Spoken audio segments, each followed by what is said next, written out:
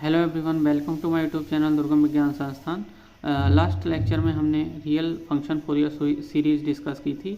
आज के लेक्चर में हम डिस्कस करेंगे complex form of the Fourier series. सबसे पहले जिस तरीके से इस फोरियर सीरीज को हम डिफाइन करते हैं उसके लिए इसका फॉर्म ये होता है। Function f x is equals to summation minus infinite to plus infinite पे समीशन रहेगा। ये कॉफिशिएंट सी सफिक्स एन आएगा and exponential power iota 2 pi n x divided by v minus. तो इस तरीके से ये फोरियर सीरीज जो कॉम्प्लेक्स फोरियर सीरीज होती है वो डिफाइन होती है। अब यहाँ जो कांस्टेंट है C naught is equal to A naught by two, C N is equal to 1/2 A N minus iota B N, ये बेसिकली यहाँ बता रहा है कि किस तरीके से हम सी एन को रियल फंक्शन सीरीज के जो कांस्टेंट थे उनके लिए लिख सकते हैं। अब यहाँ पे ये वाला एक इम्पॉर्टेंट फैक्टर है कि अगर हम इसका स्टार लें तो ये सेम ये इस तरीके सी माइनस एन आ जाएगा। सी माइनस एन इस तरीके से डिफाइन होता है। इसके बाद जो सी एन कॉफिशेंट है वो उसके लिए ये फार्मूला हम लोग यूज़ करते हैं। यहाँ प्लस था तो यहाँ माइनस आएगा, अगर यहाँ माइनस होता तो यहाँ प्लस आ जाता। और पीरियड जो है वो ए टू बी है तो इसीलिए हमने लिमिट्स भी ए टू बी पुट कर दी हैं। यहाँ सेम फैक्टर यहाँ भी यूज़ होगा कि अगर ऑड फंक्शन है या इवन फंक्शन है तो यहाँ पे हम प्रॉपर्टीज़ को यूज़ कर सकते हैं। ये यहाँ पे इसीलिए लिखा गया है, अगर आपको दे दी जाए कि in Fourier series A N is this and the function is even और ऑड, ये भी दिया रखा होगा, तो फाइंड द कॉम्प्लेक्स कोफिशिएंट, तो आप इस तरीके से निकाल सकते हैं। इसके बाद पार्सेवल आइडेंटिटी और पार्सेवल फार्मूला ये डिस्कस करते हैं for real and complex series.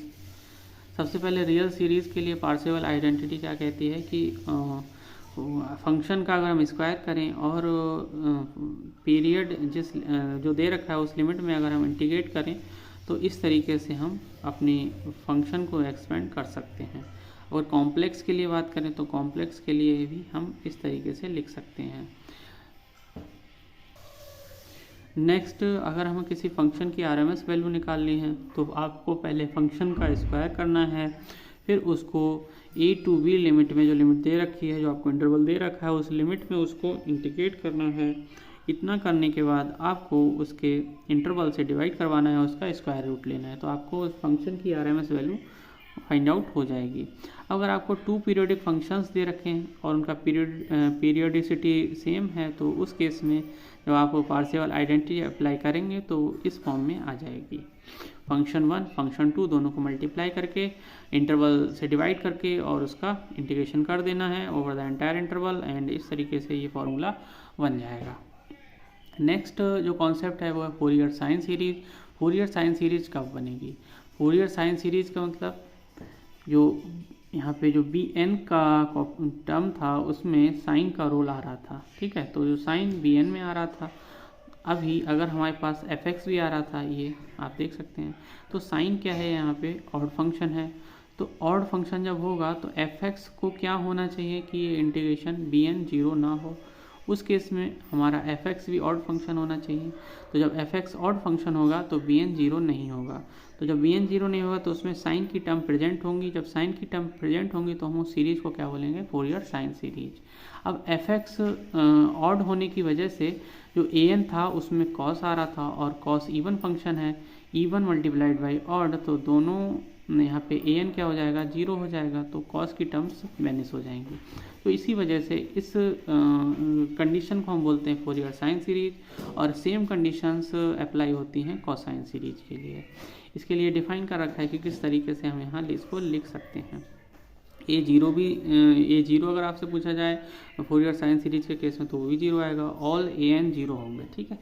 B N का वैल्यू हम इस तरीके से फाइंड आउट कर ही सकते हैं, और फोरियर कोसाइन सीरीज में भी सेम मेथड अप्लाई होगा, एंड एल तो डिफाइन है बी माइनस ए।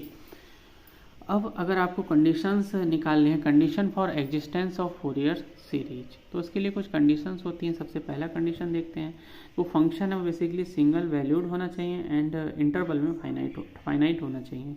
इसके बाद कह रहा है कि फंक्शन में फाइनाइट नंबर ऑफ डिसकंटिन्यूटी हो सकती हैं, और अमाउंट ऑफ डिसकंटिन्यूटी क्या होना चाहिए? फाइनाइट होना चाहिए। ये ना हो कि जो अमाउंट ऑफ डिसकंटिन्यूटी है वो इनफाइनाइट हो जाए। तो अमाउंट ऑफ डिसकंटिन्यूटी इस तरीके से डिफाइन होता है, आप इसको निकालेंगे। अगर देखेंगे ये फाइनाइट आ रहा है तब तो फोरियर सीरीज हम उसका लिख सकते हैं, अगर ये इनफाइनाइट आ रहा है तो फोरियर सीरीज नहीं लिख सकते हैं। इसके बाद यहाँ बोला गया एफ में है फाइनाइट नंबर ऑफ मैक्सिमा और मिनिमा और बोथ इन द इंटरवल। ठीक है, तो ये क्लोज्ड इंटरवल है, इसमें मैक्सिमा एंड मिनिमा दोनों ही हो सकते हैं। Thank you so much. Video को लाइक कीजिए, शेयर कीजिए एंड चैनल को सब्सक्राइब कीजिए। नेक्स्ट वीडियो हम नेक्स्ट कॉन्सेप्ट डिस्कस करेंगे। Thank you so much.